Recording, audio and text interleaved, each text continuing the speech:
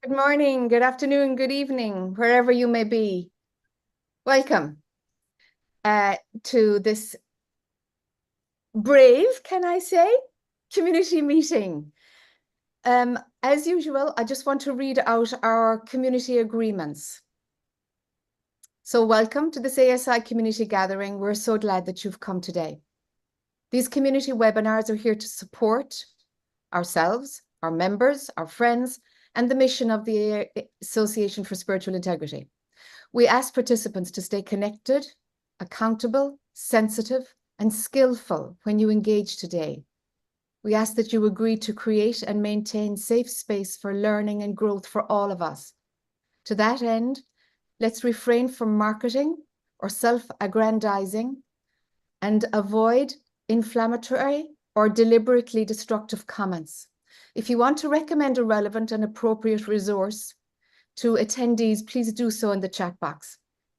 We will remove participants who engage in harmful activity after one warning. Thank you so much for creating this community with us, showing up with presence, attunement, and self-awareness. And so I hand it over to our friend and colleague and fellow member, Georgie. Okay, so good evening, everyone. I understood that this is one of the first times we have a member of the community facilitating, as we are all peers, and it's a community discussion.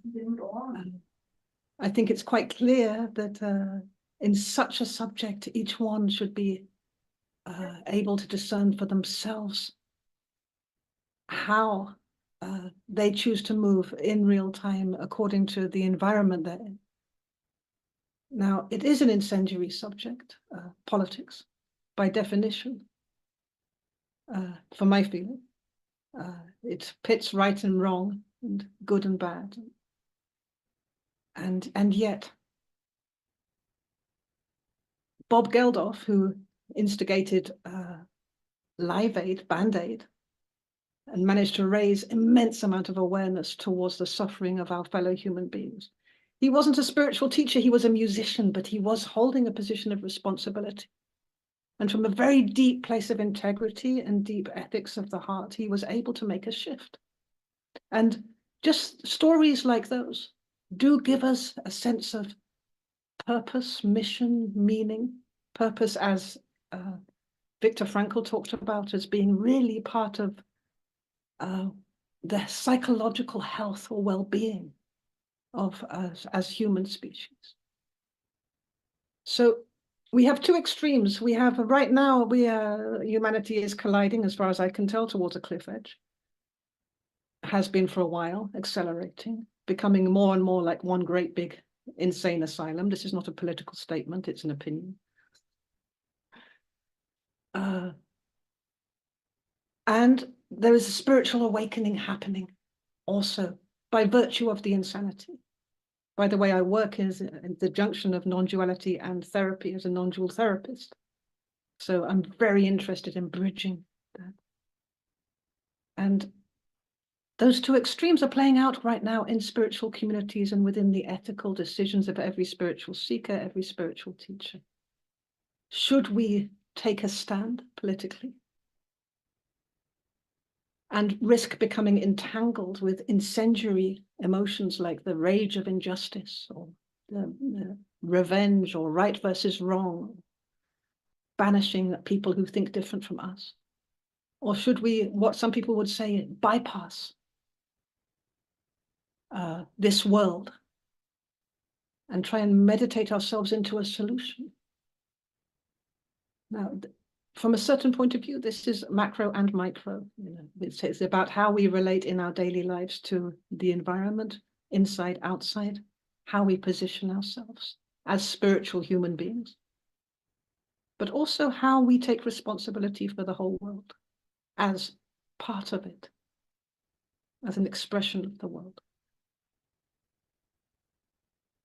In recent months, people have come, since COVID, the people have come to a place of polarization, extreme points of view, banishing each other. I think the amount of unfriending and blocking on Facebook and Twitter since the vaccination debate came forward, or since Trump came into power historically, or lost power again, or since the different wars broke out, has been quite intense. Maybe more people have been blocking each other than they have been befriending each other over politics. And we find ourselves in situations where spiritual teachers sometimes are being coerced into taking a particular stand on a particular subject and being condemned for being silent, as if we were in the time of Nazi Germany. Taking no action is like being guilty of the whole. And that's a social pressure, because politics is very much like social pressure, social responsibility. So the questions are, how do we as people with spiritual influence or therapeutic influence relate to others when they show up with a completely different point of view? How do we take political responsibility as spiritual teachers, and how do we take spiritual responsibility as political beings? What's the deeper ethics of that? What have you found? How have you found it worthwhile to move with this? I know for me in Israel, online, offline, in the clinic, often there is no question when you're actually meeting another human being for real, that the point is to be of service to their process. And that process is then a kind of inner revelation of where we are caught in our own thought forms. But that's just my point of view. So we're very, very interested in opening the discussion. And if anybody would like to share something or tell something about how they've been doing in these turbulent times on that front, then you can raise your hand or just unmute yourself.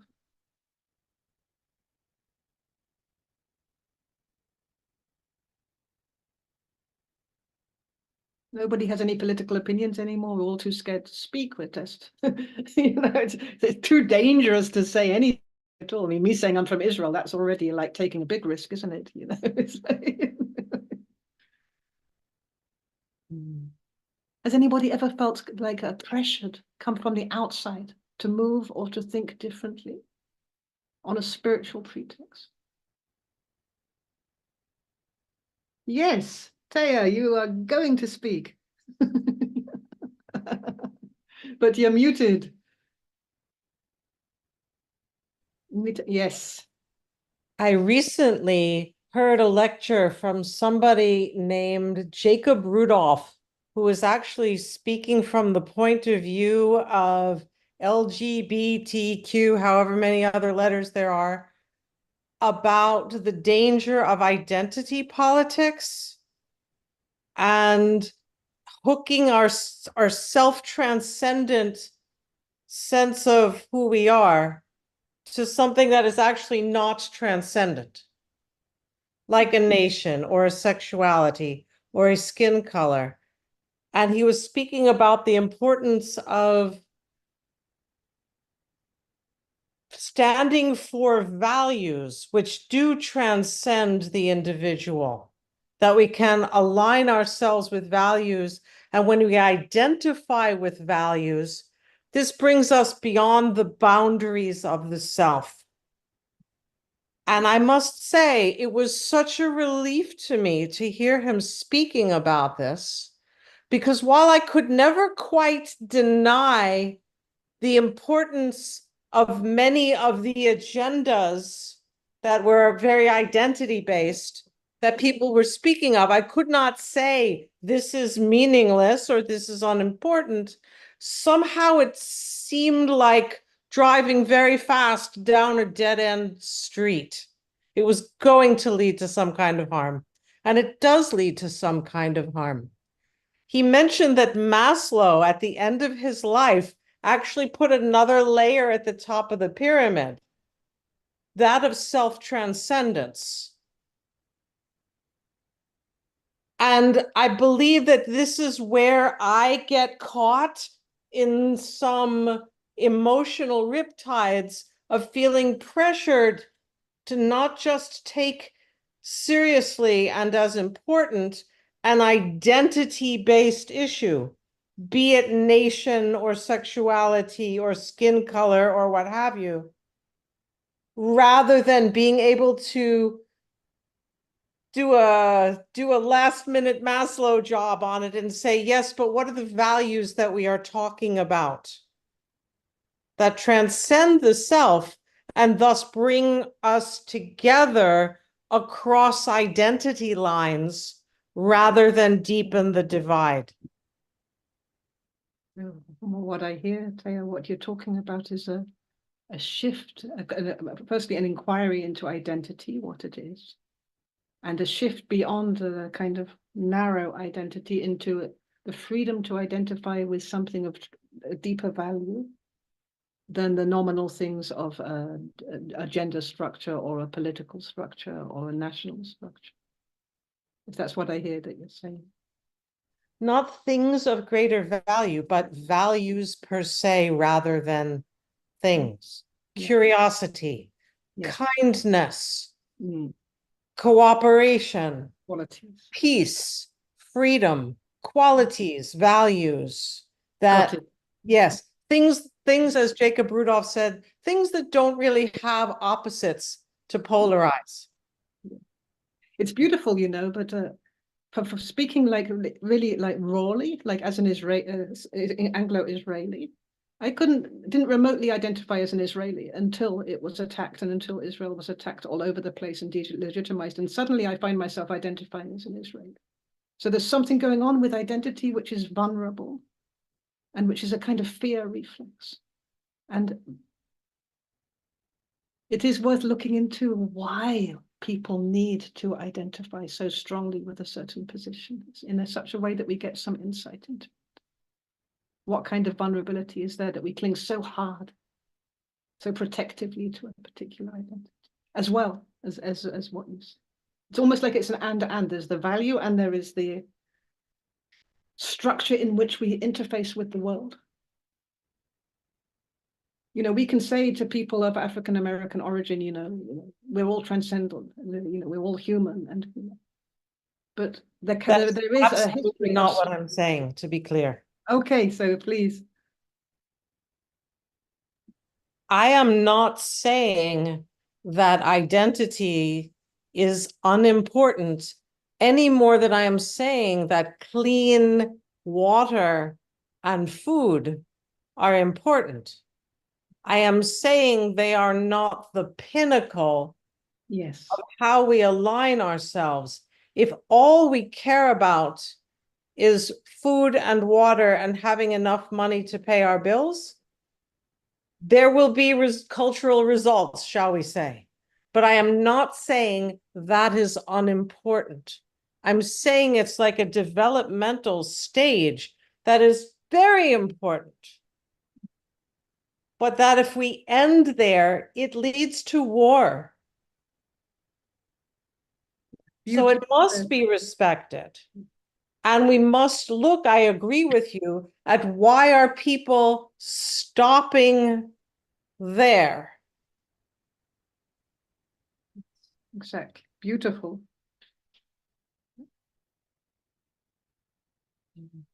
Yes. Wait a second. DK. Hi. Hi. I'm coming from Vancouver Island in Canada. And on the weekend, I walked in my first Pride parade with my church. And so that is an acutely political statement, in my opinion. And yeah, I was very aware of that. And yet I also felt that it was an act of love and that I could not do that.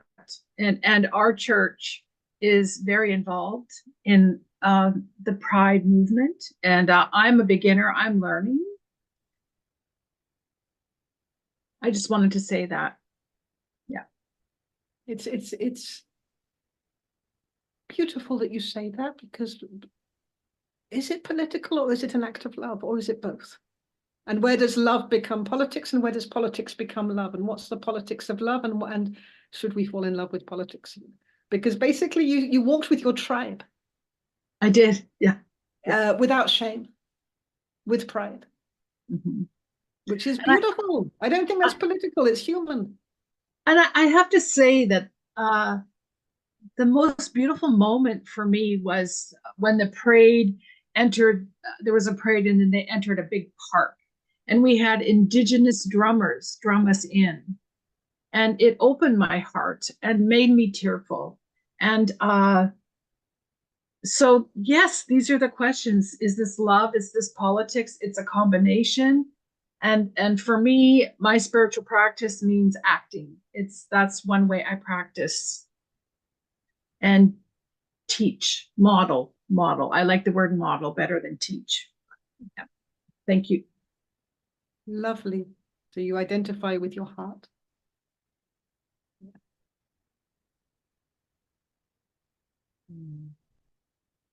Yes, Samuel.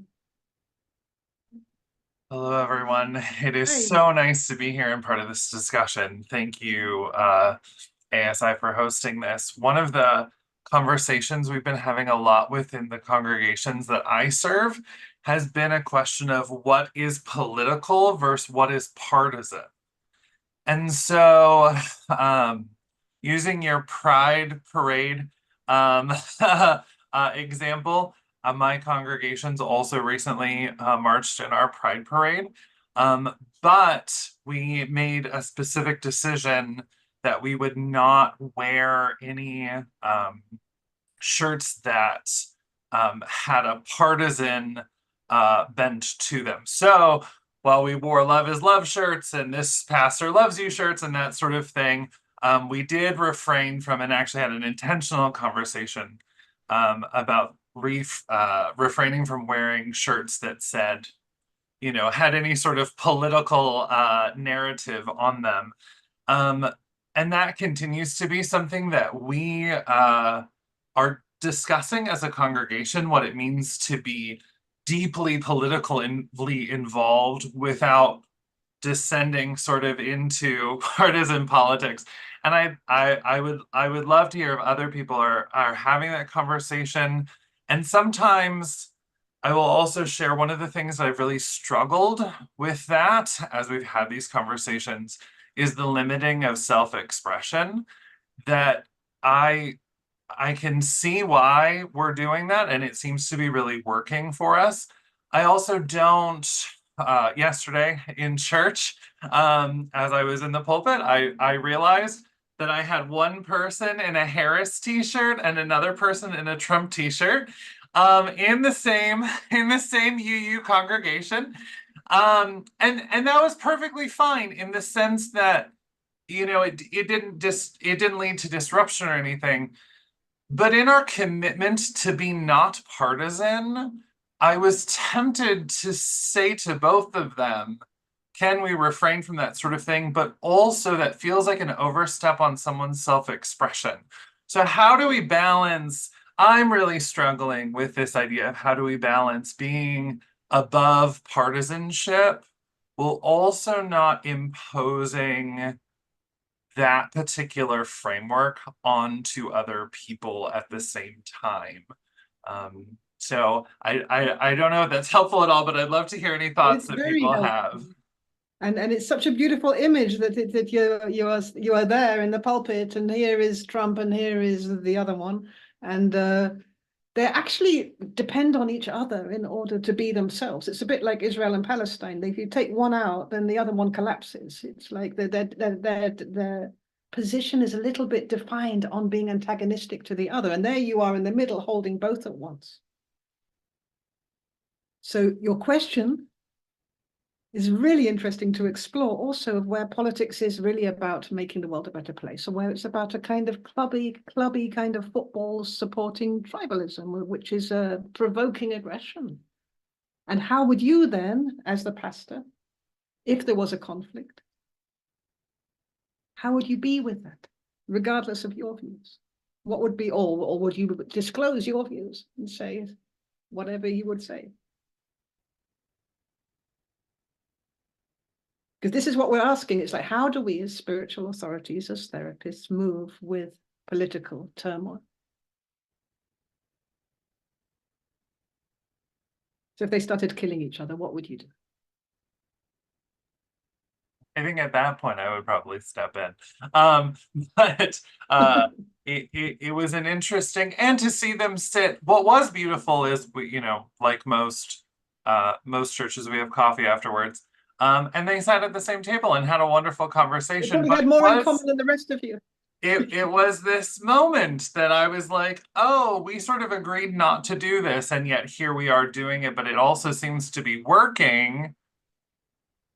But how do we do those sorts of, how do we continue to do those things in a way that is safe for everyone? Yes. So how do we continue to be different in such a way that it's safe for everyone? How do we facilitate that?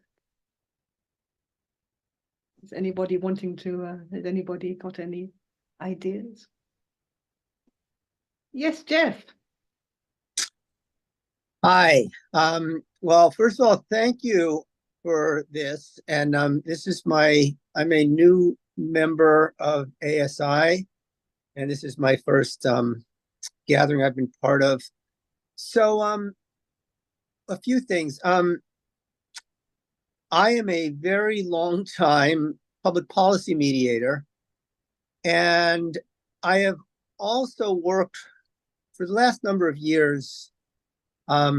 I was actually working in Washington, D.C. with members of Congress doing what some people have referred to as stealth ministry or stealth chaplaincy. And so I'm just going to throw a few sort of different things out there, building on what's been said. I mean, so one thing I'll just mention is that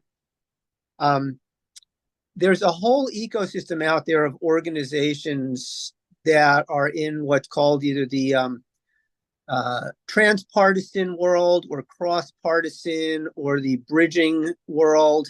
There's an organization called the Bridge Alliance, which is a coalition of around 100 different organizations that work on fostering dialogue across partisan lines and helping Americans come together in these kinds of conversations. And, so anybody out there who wants to know how to connect in, I guess I'll put, if it's appropriate, I can put my contact information in the chat and help people connect. You can Google the Bridge Alliance. I realize as I'm talking, there's probably a lot that I can say on all of this. The other thing I'll mention, and I feel like I want to say this out loud because I think I need to in order to push myself to proceed with this.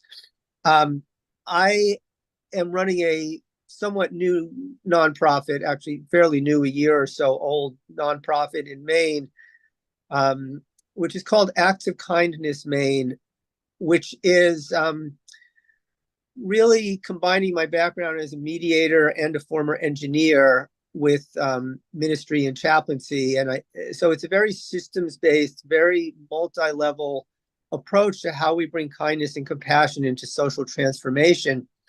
And one of the things that I've started talking to people about is here in Maine, organizing some public political debates, either for city council elections or for possibly one of our congressional districts, that would be a political debate through the lens of kindness and compassion, and or possibly moral courage. And so, as I think of it, it's saying, let's not try and separate these values from politics, but let's actually bring candidates together to ask them what are their positions, what are their platforms, how do they look at their policies through the lens of compassion and kindness, or whatever human values they want to say fall underneath those. And I think that what we're looking at is doing it in a way that we're not calling it spiritual or religious. It's not going to be through a Christian lens or a Buddhist lens. And it's one of the magic pieces that I see with our initiative around kindness, is that kindness is a spiritual word, but it is a very safe word that doesn't have the baggage. And so I hope that we are able to pull this off to see how this might play out. And I don't even know what it might look like. So also anybody who wants to help as a thought partner in how one does a political debate around, what's your position, not on housing, immigration, et cetera, but really what's your position on kindness? And how is your position on immigration a kind approach for either the left or the right, et cetera? So I should stop there. I think I just said quite a bit. Beautiful. Wow. Such a heroism and expertise. Fools rush. My motto. Kindness is from kind, meaning my kind, like kindred spirit or my kin. And that's very interesting because the word is actually kind of tribalistic. So kindness is about the kindness of life towards life. So there's a kindredness which is beyond my next of kin. Let's say. I love that you just said that, because some of the etymology, I think there are some etymological strands that actually where kind and kin refers to nation, as you say, it is tribal, it is family. Yeah. But then, my kind, if you get invaded by aliens, then our kind is any earthling, isn't it? Including the cockroach. But beautiful, again, it's that same thing of trying to make the shift from one dimension to another to integrate the spiritual dimension into the environment, the worldly environment, including everything, the literal structuring of our lives. And that's great. Yeah. That's why we're having this evening, I think, that kind of initiative to see what's possible. Okay, Alan. Is it Alan? Yes. Yes, thank you. And thank you for this happening. It's a subject that's very dear to my heart and thoughts. I started out in my youth as for a number of years as a very committed activist, leftist, radical, revolutionary, and went through a major shift in my consciousness and tended to, as I moved in a spiritual direction, feel that all of that was egoic and anger-based, and rejected politics completely for maybe 10 years or so. And so for the last 40 or 50 years, I've been working on integrating spirituality and social political action. So just a couple of anecdotal accounts of what's happening now as far as my own activities. The Israel-Palestine issue has hit me very hard, and I've been involved with it for many years, actually, in dialogue groups and actions. And so a friend of mine, a Palestinian, and I called together a council. We did in a very ritualized way, encouraged people in a variety of ways to share the emotional reaction they were having, whatever their thoughts were, not even to talk about the politics of it and what side you're on. And it was a very healing experience. Most people really seem to get a lot out of it because they're never asked that. They're never asked, like, what is this making you feel? On the other hand, I'm also have some pretty strong views about what's going on. And I stand in solidarity every week at a vigil that's in solidarity with the Palestinian people against what we call genocide. And at the same time, I have a Jewish woman, very traumatized, who comes to me for work that we do together. And I sit with her while she tells me about the murderous Palestinians that want to kill her and her people. And I don't bring up my politics at all. I listen, and I'm compassionate with her, and we try to explore her trauma and how it leads to the pain that she's suffering. So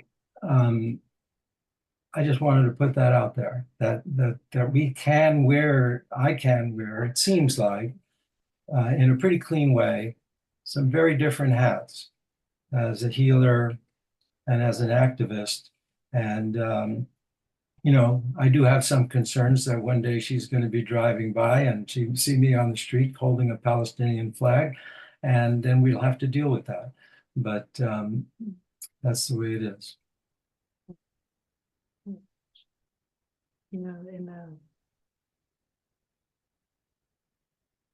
Working And with people to I'm really- sensitive to the fact, Georgie, that you're an Israeli, and here I am saying that, and it Yeah, may. it's absolutely fine. I'm not a proper Israeli. You're what? I am an Israeli that had the choice to come and live in England and to move. A lot of people can't move. 10 million of them don't have passports to go somewhere else. And I appreciate that you're sensitive to that as well.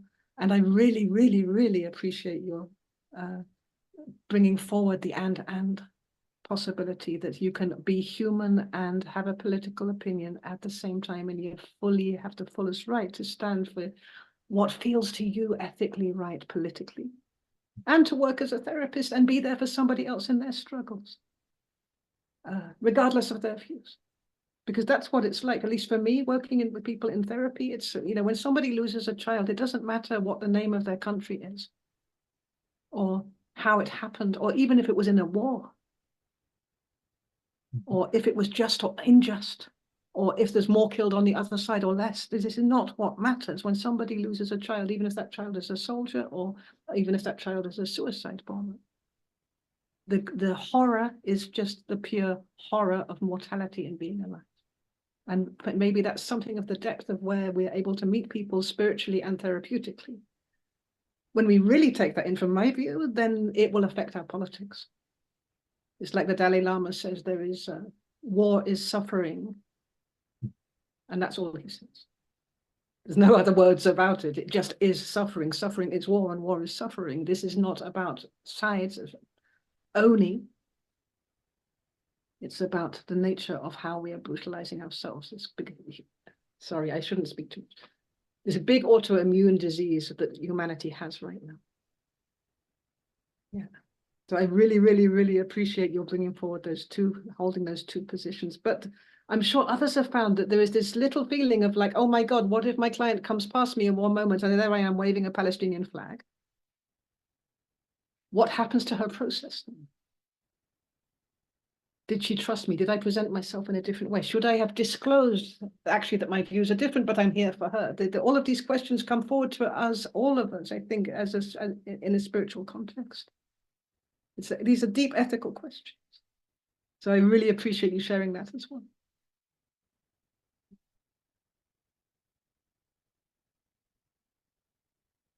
Okay, Catherine. Hi, I'm so appreciating this conversation in many, many different ways. So I posted in the chat, I don't know how, maybe within the past 6 months, I took this great class in developmental politics by a man named Steve McIntosh, who has written huge volumes of books kind of expanding on Ken Wilber's integral theory, and looking at how, there's this thing called spiral dynamics, and society and cultures organize around values. And so the big three that they say are kind of online, we can see it as like the traditional values and folks going around that, and then kind of modernist, and then moving into postmodern, and how these three can't really talk to each other very well.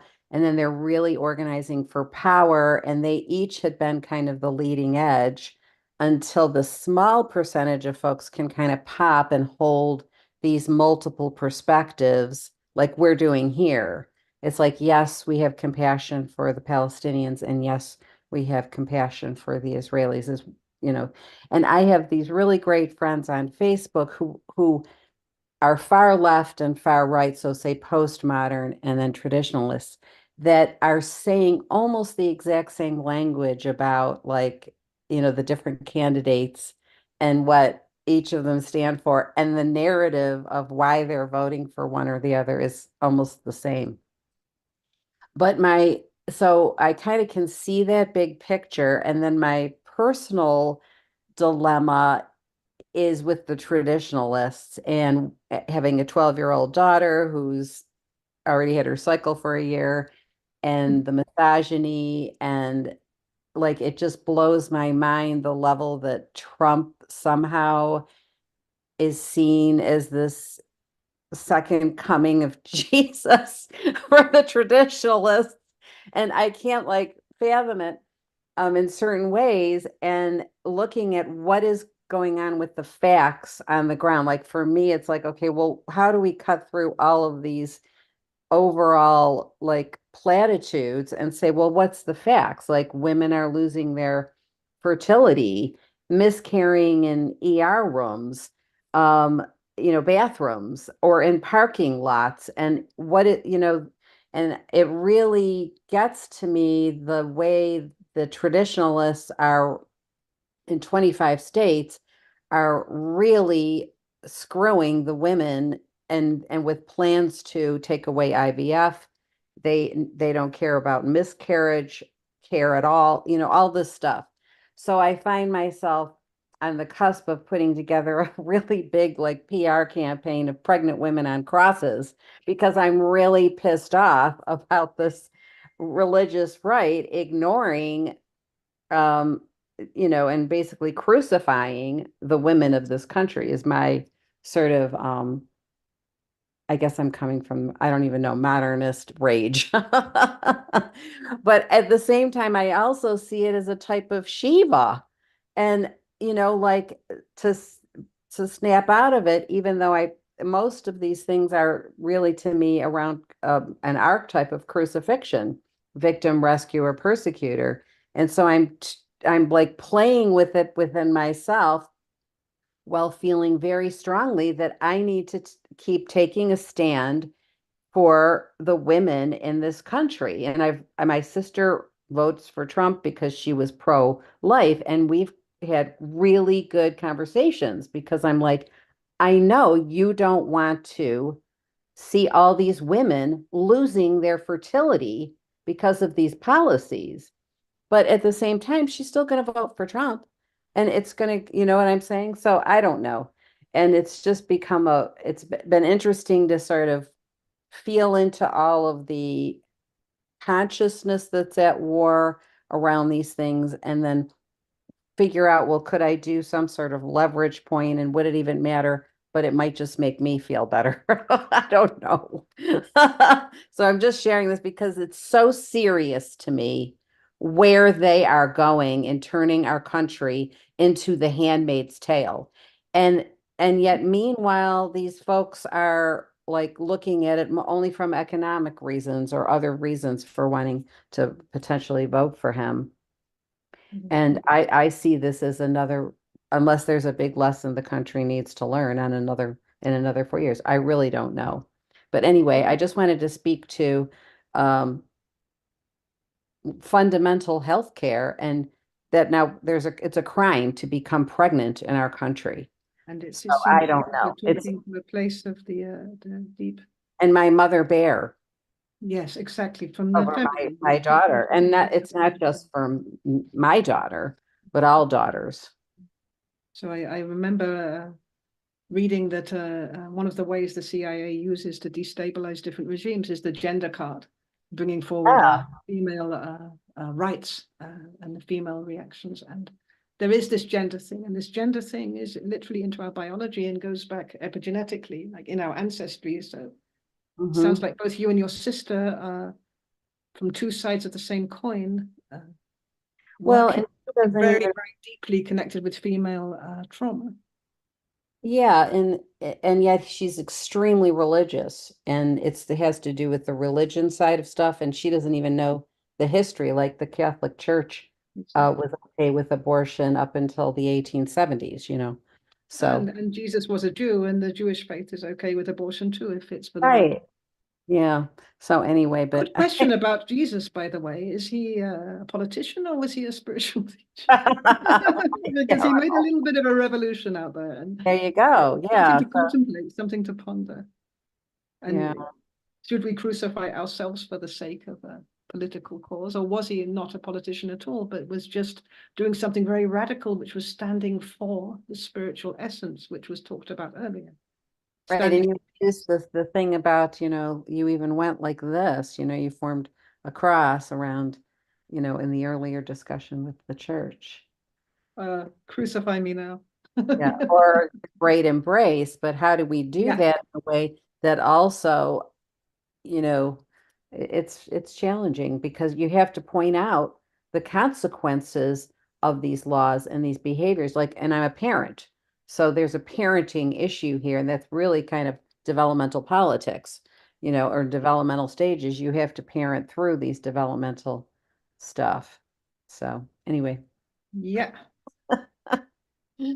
It's so lovely to hear you all speak, because it always comes to this place where there is the beautiful minds and initiatives, and then there is the feeling aspect coming forward, and it's like the feeling aspect is the one that's where the passion really comes forward. Yeah, And exactly. those women whose lives have been destroyed by legislation, but how does that feel to witness that? How does it feel if that happens to your daughter, to really bring it into life, into the world of experience? And that's already out of the head of politics, you see, because now compassion is online, because And there's such a huge now collective trauma because they're making laws out of abstract ideas that don't, connect at all to facts on the ground of reproductive science. Like, that's the interesting thing, is there's this way that people are all passionate in their values with abstract concepts, and then there's reality. And I think that that's where I'm kind of struggling, because I see a lot of almost fantastical thinking as justification for a vote. And it's like, okay, but what's the facts on the ground, and where's the common values there? And what then, who would be the best leader for that, or something like that. yes, exactly. Thank you. Thank you for sharing and for bringing it up. Yes, Philip. Oh, hi. So far, the conversation has been everything I hoped it would be when we decided to have this. I'm hearing a lot of beautiful attempts to live up to what values we would consider spiritual, of having compassion and kindness. And I love the suggestions I've heard for bringing people together and taking a higher ground where there's tensions. And at the same time, I was very happy to hear Alan and Catherine also balancing that, because whenever I hear, oh, let's be compassionate to the people and try to understand where they're coming from and all that, I think, yes, let's do that, but beware of spiritual bypassing. And sometimes one has to take a stand, and sometimes we have to recognize danger when we see it, and recognize the potential for harm when we see it, and to recognize that some people are just not interested in having conversations, and returning the compassion. And we have to deal with that. And when the first speaker spoke about going to a pride parade, I thought, yes, that's beautiful. But if certain people are in power, the pride parade would be banned and prohibited. And just as Catherine was speaking about reproductive rights, the same kind of thing is under threat in other ways as well. The church that Samuel represents and is trying so hard to not be partisan, which is what a church should do, and church actually has to do if they're going to retain their nonprofit status in the U.S. But as private citizens, sometimes you have to take a stand and say, this is dangerous, this is going to harm people. And this has to be addressed. And some people can be reached, and some people can be persuaded to return your kindness with kindness. And some people are just going to be out for power and the potential for harm, and those people have to be defeated at the ballot box and, locally, nationally. I live in a very liberal, semi-rural area in a very blue state. And it's shocking to see a Trump sign on somebody's lawn, and people talk about it. Did you see the Trump sign? But so I don't feel threatened personally. But I can imagine living in a town, in a beautiful town where people get along and love each other, and having that town taken over by Christian supremacists or Christian nationalists, and having churches like Samuel locked down, or the yoga center lose its, license or whatever, and this is out there, and it's possible, and it's not unspiritual to, put on the warrior hat once in a while, as well as the ecumenical, therapeutic, spiritual guide hat. And, there's plenty of examples of it historically. And so I just wanted to bring that.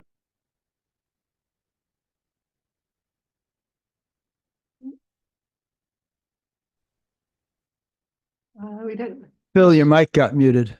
Oh, yeah, I hit something. I don't know where I stopped, but I'll leave it. You can infer what you missed. Thank you, Phil. And absolutely, who are we to say, from any spiritual point of view or any therapeutic point of view, like what we would do when faced with some horror in our actual lives, and in countries which are not so democratic as well. And it does seem to be part of the karma of people that cling very hard to peace, that they will be brought into a situation of war. In order to learn just that, it's time to take a stand. What that actually means and what we stand for is partly, I think, what we're discussing here now. I'm always moved by the Dalai Lama, who took a different kind of stand. He switched dimension and stood for the deeper power of his religion. And there does seem to be a principle of it, and it's a bit Mother Teresa, but could it be that to stand for something like a quality that we've talked about, values, is informing a particular kind of warfare which is skillful, as opposed to standing against the enemy, meaning moving with hatred or with fear? Okay, let's move on to Jeff. Yeah, this is such a great conversation. And Philip, I really appreciated what you had to say, and also it ties in with some of what Alan was saying. It's funny because I work in the realm of kindness now, but yeah, I feel like that can be misinterpreted. Couple of things. One, I think that the question of I sometimes think of this, my role in the world is like from a biblical sense of justice balanced with mercy, or are you a peacemaker or are you a prophet? And I think both are needed. For myself, and I think because of the work I've done as a public policy mediator, when I first got into doing that work and really was getting traction, I came from an environmental background. And at a certain point, I actually canceled all my memberships in environmental organizations and stopped giving money, because I felt it was more important for the work I'm doing in the world, where if I'm entering a room and in the room are environmental NGOs, oil industry representatives, all of these different folks, it was more important for my work resolving environmental conflicts to honestly be able to say, I am unaffiliated. you know, the little bits that I could give to environmental organizations was not going to move the needle. But I don't know, I want to say, you know, I got hired to resolve an international oil pipeline development project that the environmental community is thrilled around having stopped a tar sands pipeline from Portland, Maine, to export oil from Canada through Portland, Maine. I could not have played the role that I did if I was asked, so what environmental groups do you belong to, Mr. Edelstein, who supposedly is going to be our neutral facilitator of this process? And so for me, you know, so that's sort of like a moral dilemma. And I, you know, that's where I have so much respect for those people who have moved from spiritual areas into political areas and have said, I'm going to get my hands muddy and my feet muddy. And I get, you know, I've been mediating with NGOs down at the US-Mexico border who are doing humanitarian aid work in some of the most dangerous places in North America, controlled by the cartels. And I have come to find that my mediation work actually is providing a lot of therapy and emotional spiritual care for people dealing with secondary trauma and having to make Sophie's choice decisions every day, and even having to decide, and I won't say anything more than this, how much do we work with or be in dialogue with the cartels, who are horrible people? And yet, if you're going to do humanitarian aid work there, can you not talk with them? And it's, man, it's really rough stuff. And to me, it is, I feel like there should be a term for it. It's, you know, it's like extreme spiritual work. That, it's like spiritual diplomacy. Yeah, spiritual diplomacy and willingness to almost say, I don't know, it's almost like the opposite of the bodhisattva vow or something. To say, I'm going to have to do some things that might actually give me a really bad rebirth in order to save lives. You know, and I've had to counsel people. That's when you know you're enlightened, isn't it? Yeah, yeah, it's crazy shit. I mean, I you know, I feel like I want to share stories, but I can't. That, you know, that have made me have to just listen and, you know, not even say, yes, you made the right decision. You know, you made the right decision at the time, you know, where somebody was going to get hurt, or somebody, you know, it's Sophie's choice decisions. And so, I mean, that's the stuff. I don't know what it is about me, but I just love being in that. And I think I would also say for those of us who want to venture into those zones, it's not for everybody. And maybe that's part of it too, is also, you know, so like I'm maybe different than a lot of people on this call. And so I think it's also important to remember that, you know, I truly am one of those fools rush in. I'm just not afraid of that stuff. But we're all, and we also need people who are like, I do not want to go near that. And, you know, present, you know, strong spiritual presence, but not trying to fix anything is also really, really needed. So I have no answers, just words. What you bring forward is a spectrum in which everything's needed. It's so raw and so connected and so authentic, beautiful. Oh, thank you for this conversation.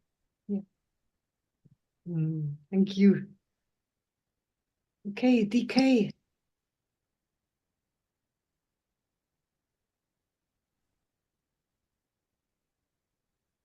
Right, you're muted, DK. You need to unmute yourself.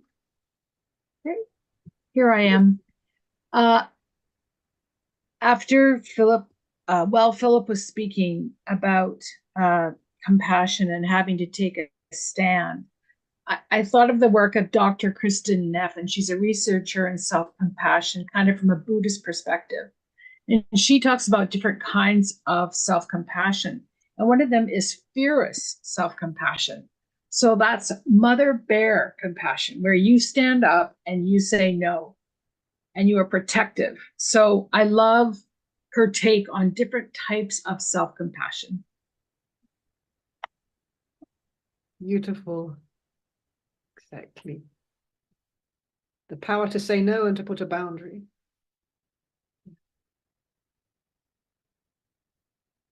Okay, Mary.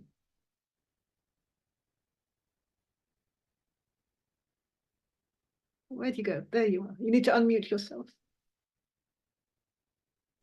Yes. This is my first meeting as well, and I'm really anxious about my soul is saying, say it out loud, so I will. I have a couple things to say.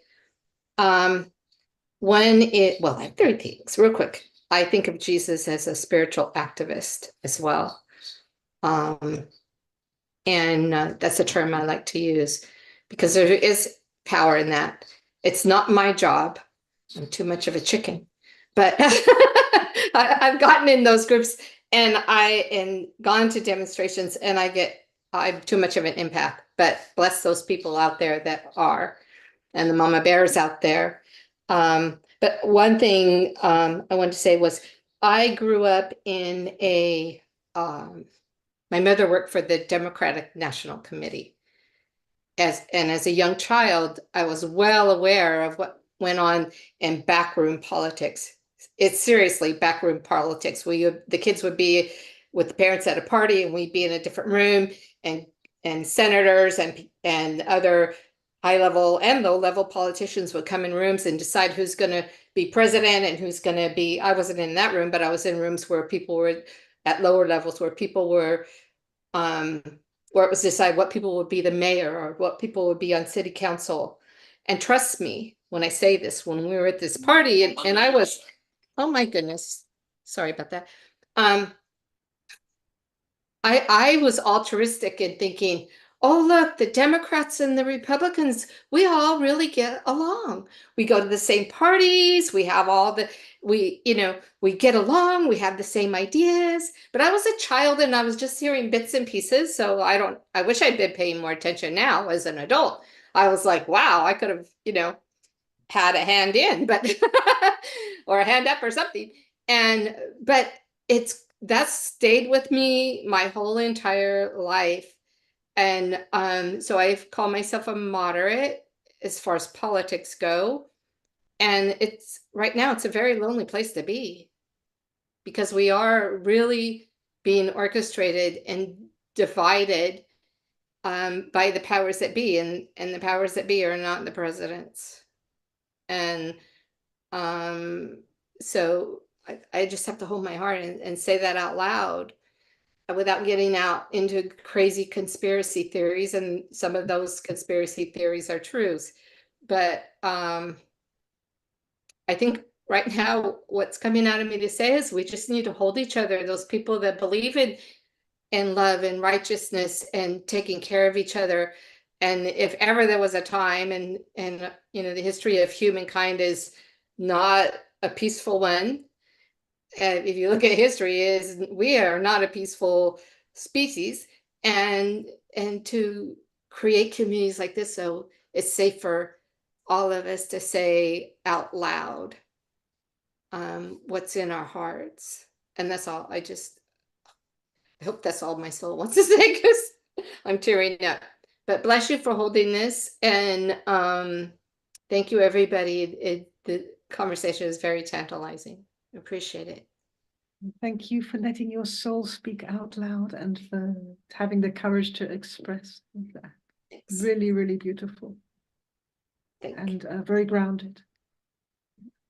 Thanks. Okay, Rick. Hi, Georgie.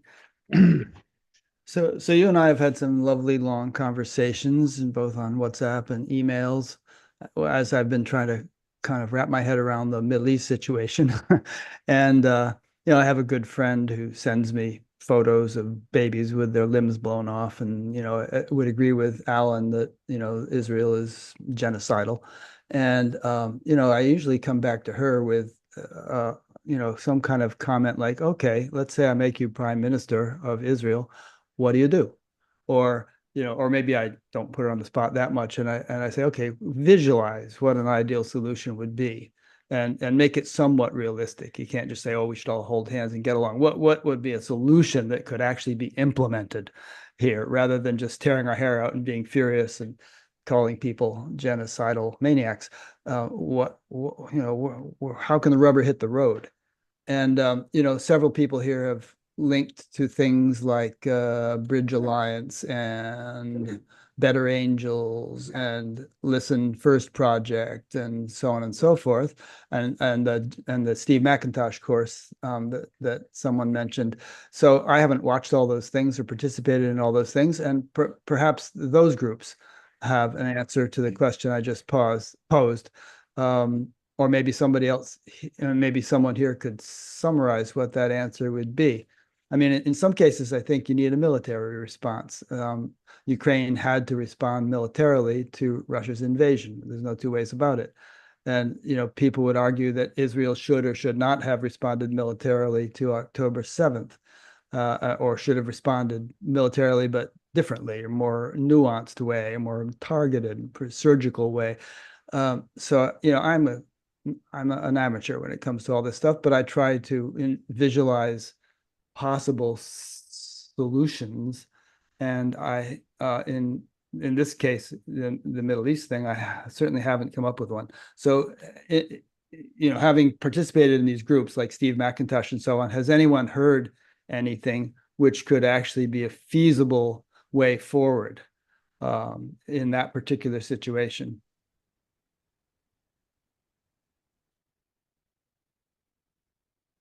How much have we heard about positive visions for the Middle East? Thank you, Rick. And thank you for stressing how much of politics should really be about vision, creating something different as opposed to bashing the other side. Has anybody? Yes, Walter. Yes, thank you very much, Georgi, and everyone at ASI for having this discussion. It's been very stimulating and informative. And yes, one of the important things I think in moving forward is that we need to have more of these kinds of dialogues. And not only dialogues. In fact, I joined a local meaningful conversation groups. It's headed by the Baha'i faith, but there's a diverse group of people in different religious backgrounds, and we have discussions. But we also need to have difficult conversations.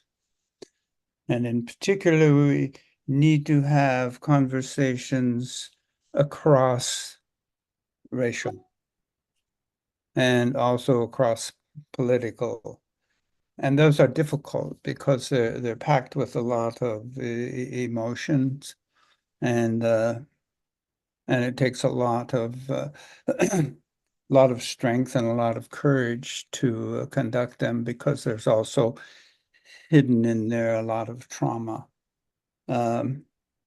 And one of the one thing I would offer is, so in my I'm writing a major writing project, but I have a list of 115 organizations that are working on bringing people together and working on democracy. Out of those, I have a list of 15 that bring together foundations which I think are very important. One, non-dual spirituality, integral science, and social justice.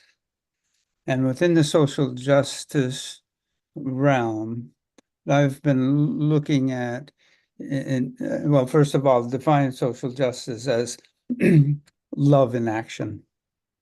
So I'm very much about participating and one of the comments was, yeah, for a long time I was an activist and I got into spirituality and dropped off for a while. Now I've come back together.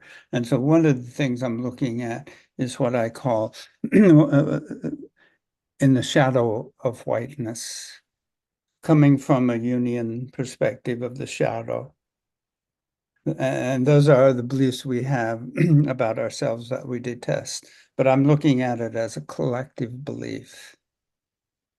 And and so also trying to look at it in a very broad way. So working on our shadows, our belief systems, which we are very much in denial of. And that's the major problem. The other thing with integral science is to bring in systems theory.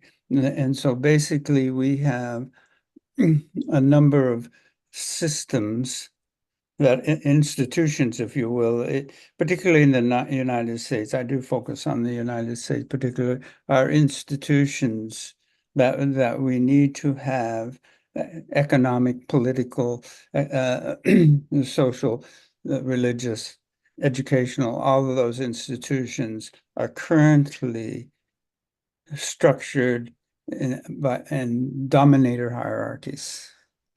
And those are our belief systems. And basically, you can boil belief systems down to two very essence. One is a belief in separation. The other is a belief in unity. So from one, you get all the fear and hate. From the other one, you get the love and compassion. And so it's going to be difficult to change those institutions because in order to get up to the higher levels of the hierarchy, you're going to have to buy into the ideology. So what I advocate is to build local communities. And as I suggested, yeah, that kind of work is being done. But here and in other spiritual groups that I see, I don't see Black faces. And one of the things that I push is the idea that that we need new faces of leaderships, and those are to be Black women, the faces of Black women. Why? Because they've experienced uniquely the racism, the white supremacy, they've experienced the patriarchy, they experienced class, and sometimes they experience gender discrimination. And those are unique for them. And in order to get through those and endure them, you have to be very strong. So we have a lot of evidence right now, actually. We can see Black faces, Black women faces that are taking over leadership. And I like to stress that point.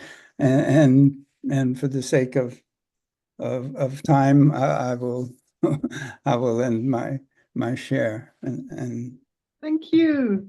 much. And there's such a lot there, all the way to the shadow work and some really creative thinking about how to move forward, how to find solutions, embracing the other. Thank you. Alan, in the purple room. Yes, just a brief answer to Rick's almost impossible question. But I do have a number of political, practical suggestions, but I don't think this is really the right forum for that. But the one thing that I think it would speak to this is the promotion of the idea and acceptance of the fact that every human being has equal value, especially to Americans. If Americans believed that every single human being in Israel and Palestine had equal value, I think things would change very dramatically. Beautiful. I'm sure that the world's ruling elite will love that. Beautiful, thank you. And Thea is inspired. Here's an idea that really might be totally half-baked. In fact, I haven't certainly fully baked it, and maybe you'll bake it with me and it'll turn out to be some form of nourishment. This is reference to a book called The Powers That Be by Walter Witt. Though the idea is in many places, the idea that nations and organizations have a collective spirit. The principalities and powers spoken of in both the Old Testament and the New Testament, the wild runnings around of gods in ancient Greece, the mandate of heaven descending upon Chinese emperors, charioteers having that are both political and spiritual conversations before war in the Bhagavad Gita.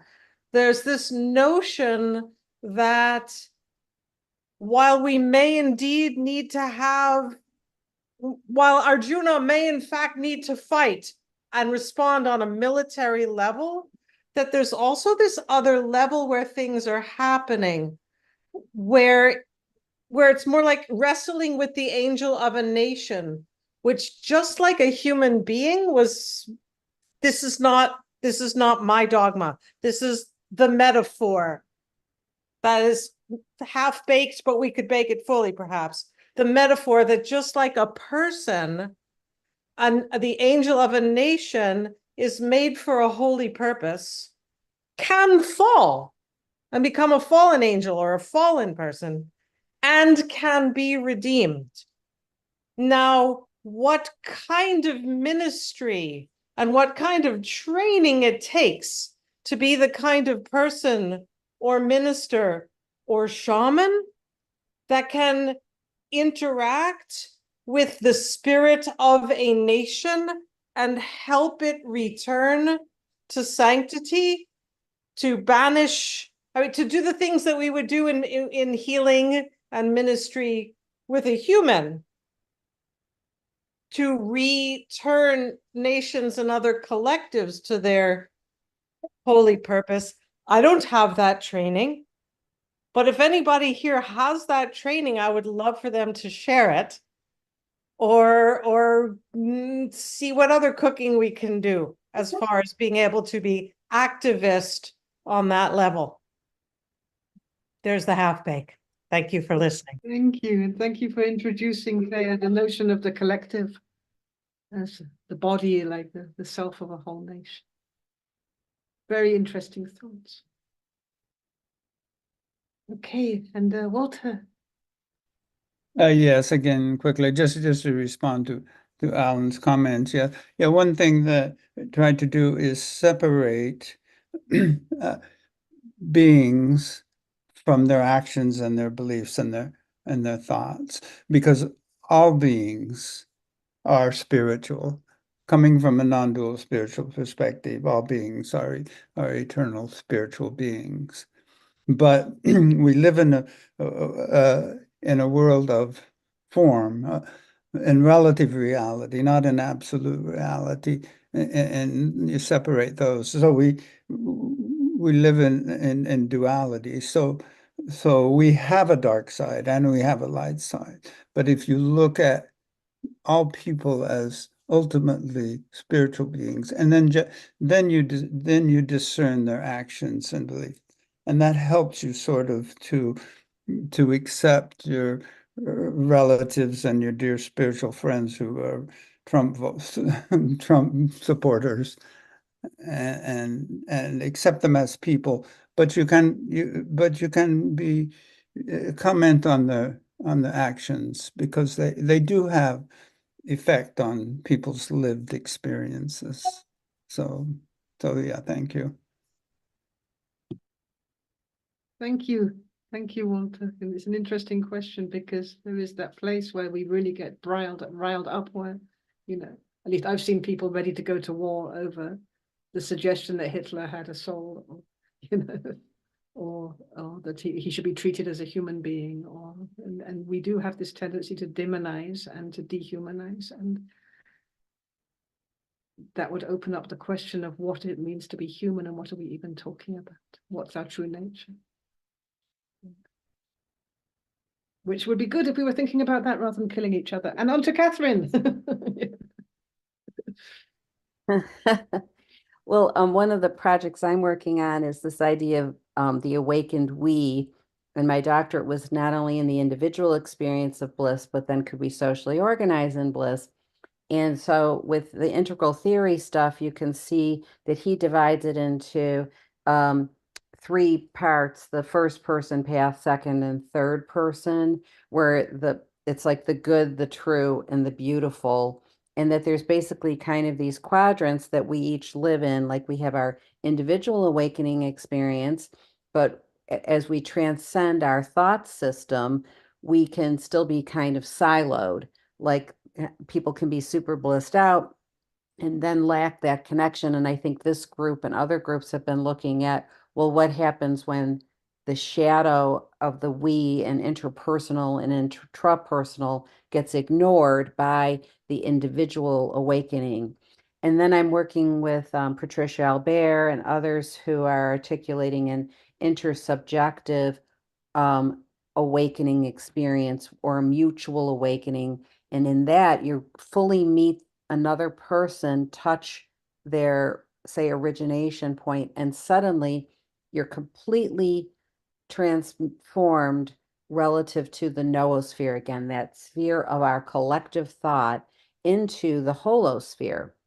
That seems to be the unified field, other people call it, amping up a bit more. And this is why I'm responding to Taya's what's going on there. And then another tool is, as you're meeting one-on-one, is then what happens when there's a possibility of an awakened group experience.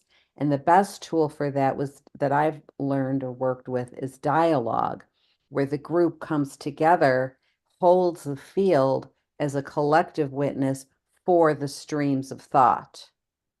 And so it's individual awakening, mutual awakening in the we space, and the good, the beautiful, and the true of the collective working together. And it's a complex thing to hold people in all 3. So I've seen people in mutual awakening who haven't had much of individual awakening, and they're kind of being pulled in, or individual awakening and siloed, and then even in dialogue experiences, people can suddenly want the whole group to turn the attention on the person and not on the collective thought streams. So the idea is throw your thoughts in the middle and explore. So ultimately, though, I think the tools are transcending thought. And that's probably the big nugget. Maybe it's the elephant in the room, because all of this is really in the realm of noosphere. So I guess I just Taya prompted that realization that, and it's a really just the beginning in our species to just beginning on all that. But when you experience it in all 3, it's incredible what's possible for us. So it's very inspiring at the same time.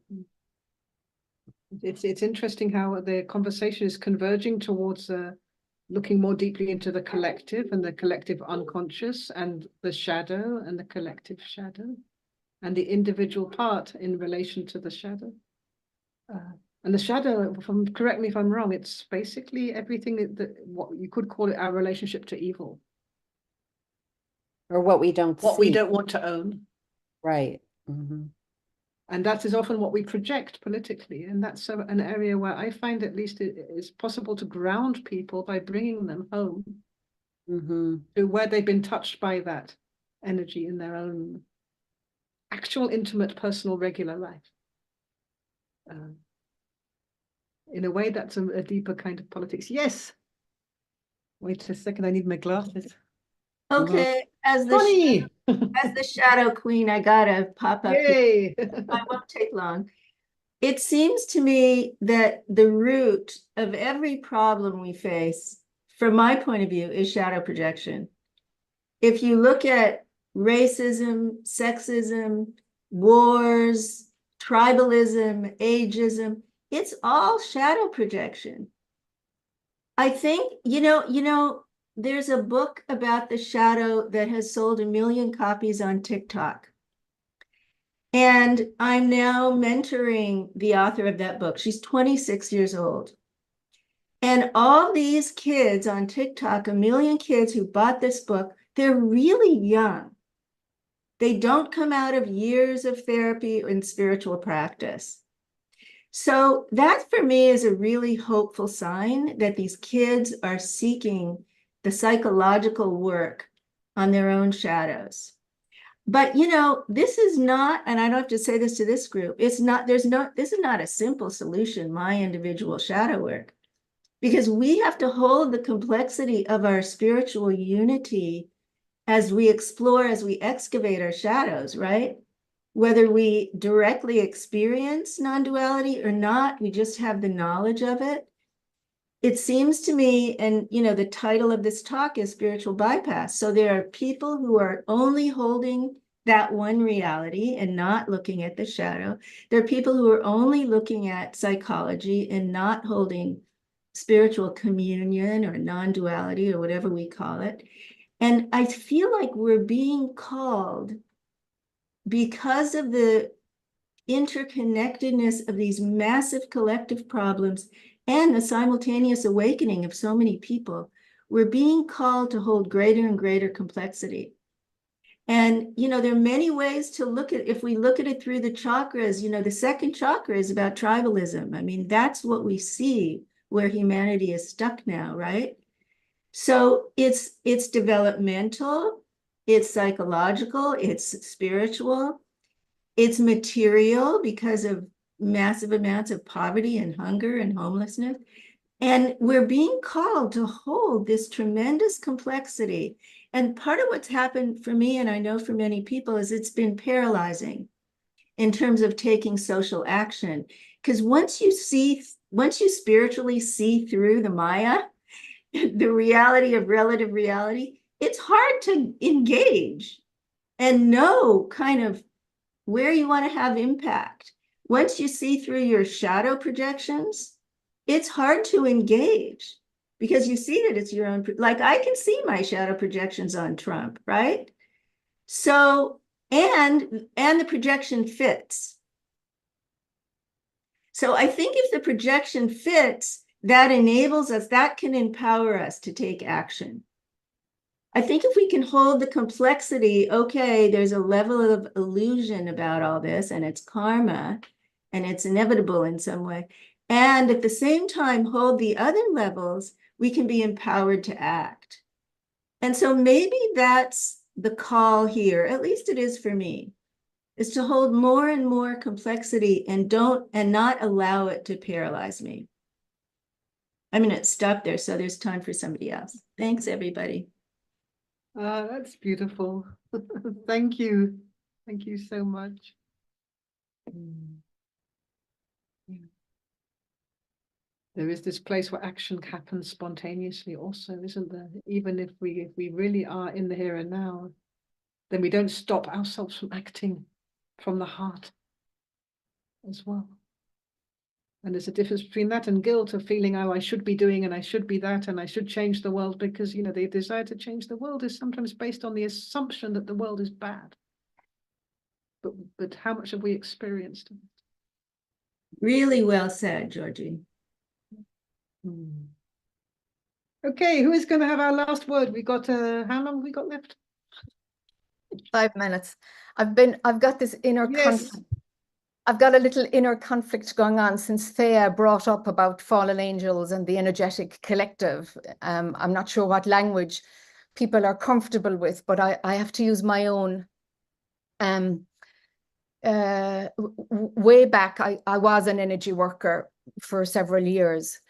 And when I'm called to do energy work, it might be in the middle of the night, I could be walking on the beach and I'm like, oh, something's going on. And I jump into those other dimensions pretty easily. There's open doors to the multidimensionality of this, you know. Some of us have the doors open, some of us don't. So, and when the doors are open, I think we do have a sense of service that we're called to. And so for some time, I've been working on the collective and being, I suppose, guided with a realization that the shift in humanity that is coming, that's here really, but it's just not embodied yet. Hasn't rooted into the planet yet. That the shift in humanity has something to do with how consciousness expresses forgetting itself, darkness, shadow, evil, these types of things, the real depth of the absence of light, which of course we know is an illusion, but here, this is the place of where it looks and feels real. And so that depth of evil is trying to shift. That's what I've been brought to understand, is that for the next, I don't know, eons, the shift that's trying to happen right now is that the evil doesn't need to be as dense. That era has happened. And so the energetic work and the collective is to I suppose allow the expression of consciousness as it's unfolding now to be less horrific in our human terms. And I know that this is trying to happen. I didn't make it up. I'm being shown how to deal with it. And about 6 months ago, I started to stumble upon other people who identify as women across race, across tribe, across quite a global humanitarian people who identify as women, who are also, oh my God, I'm doing part of that work too. I'm doing part of that work too. And we call ourselves little satellites. And I'm kind of pulling them together. Are you doing this? Are you doing this? Because I'm finding them in the ethers.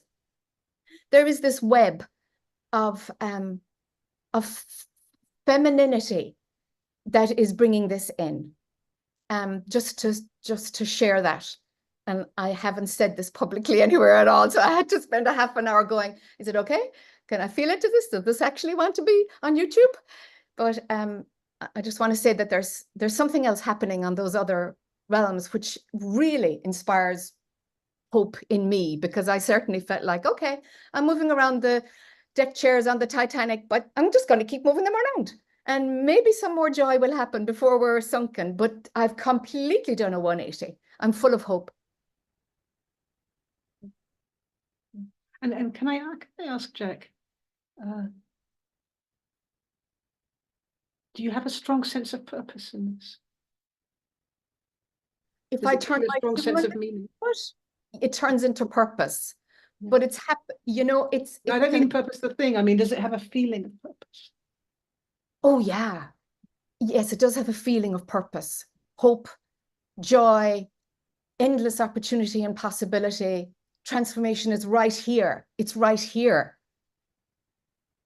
So it's got purpose, vision, and action and movement. You know, that's politics. That's what we want from politics, isn't it? Yes. To give us a sense of meaning, a sense of purpose, a sense of movement, a sense of agency. Yes. And my role through my life has often been to bring it here energetically, start something off, and somebody else runs with it.